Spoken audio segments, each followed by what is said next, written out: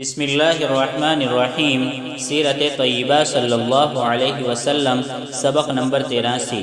نبی کریم صلی اللہ علیہ وسلم نے چونکہ سن ہجری 6 میں عمرہ کے لیے احرام باندھا تھا اور عمرہ نہ ہو سکا تھا، اس لیے آپ نے اگلے سال سن ہجری 7 کے ذی قعدہ کے مہینے میں عمرۃ القضاء کے لیے مکہ معظمہ کا سفر فرمایا، اور وہی حضرات جو پچھلی مرتبہ نکلے تھے وہ سب آپ کے ساتھ مکہ گئے اور عمرہ سے فارغ ہوئے۔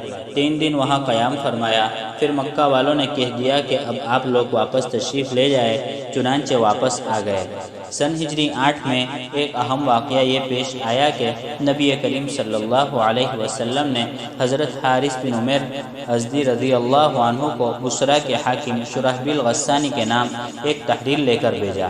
اس نے یہ حرکت کی کہ پیغمبر صلی اللہ علیہ وسلم کا جو خط لے کر صحابی حارث بن عمیر رضی اللہ عنہ گئے تھے ان کو قتل کر دیا، حالانکہ تمام قوموں میں سفیروں کو قتل کرنا بہت بڑا جرم سمجھا جاتا ہے۔ تو نبی کریم صلی اللہ علیہ وسلم کو بڑا صدمہ ہوا اور آپ نے ان سے بدلہ لینے کے لیے 3000 کے قریب صحابہ کا ایک لشکر ترتیب دیا۔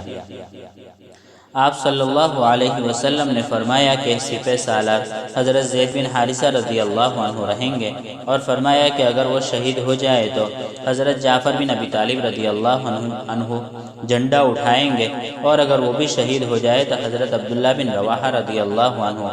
پھر فرمایا کہ اگر وہ بھی شہید ہو جائے تو جس کو چاہو اپنا امیر بنا لینا۔ حضور اکرم صلی اللہ علیہ وسلم کی اس فرمان سے صحابہ نے سمجھ لیا کہ ان تینوں کا شہید ہونا تو یقینی ہے، چنانچہ یہ لشکر روانہ ہوا۔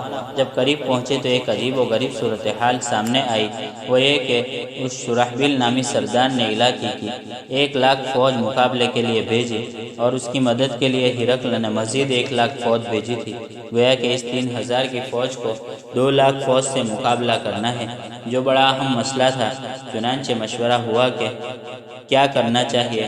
حضور صلی اللہ علیہ وسلم کو خبر دی جائے، واپس چلے جائے یا آگے بڑھے۔ حضرت عبداللہ بن رواحہ رضی اللہ عنہ بڑے شاعر اور جذباتی آدمی تھے، یہ کھڑے ہوئے اور فرمایا کہ دیر کس بات کی ہے، مسلمان تو ہر حال میں جیتا ہوا ہے، اگر شہید ہو جائے تو شہادت سے بڑھ کر کیا سعادت ہے، اور اگر کامیاب ہو گئے تو کامیابی ہے ہی، پیچھے ہٹنے کا کیا سوال ہے۔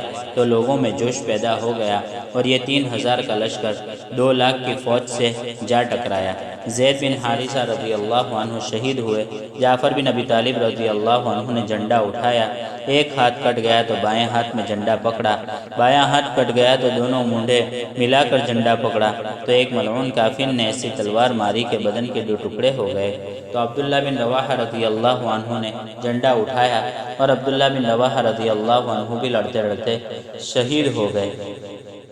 تو حضرت خالد بن ولید رضی اللہ عنہ نے جھنڈا اٹھایا اور ایسی بہادری سے لڑے۔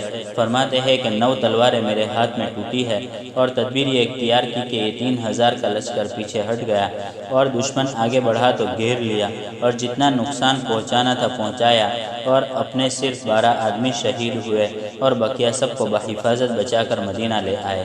آپ اندازہ لگائیے کہ اتنی بڑی فوج سے جنگ ہو اور کئی دن جاری رہے، اور کل 12 آدمی شہید ہوئے، ان کے کتنے مارے گئے اس کا اندازہ اسی سے لگا لیجئے کہ 9 تلواریں انہوں نے توڑ ڈالی۔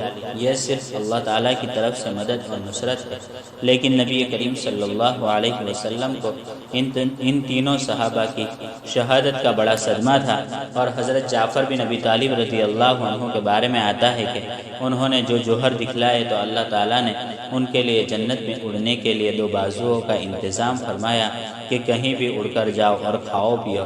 اسی وجہ سے ان کا نام ذوالجناحین یعنی 2 پر والا یا طیار یعنی اڑنے والا رکھا گیا۔ یہ نبی کریم صلی اللہ علیہ وسلم کے چچا زاد بھائی تھے اور حضرت علی کرم اللہ وجہہ کے سگے بھائی۔ تو یہ واقعہ جمادی الاولیٰ سن ہجری 8 میں پیش آیا۔ وآخر دعوانا ان الحمد للہ رب العالمین۔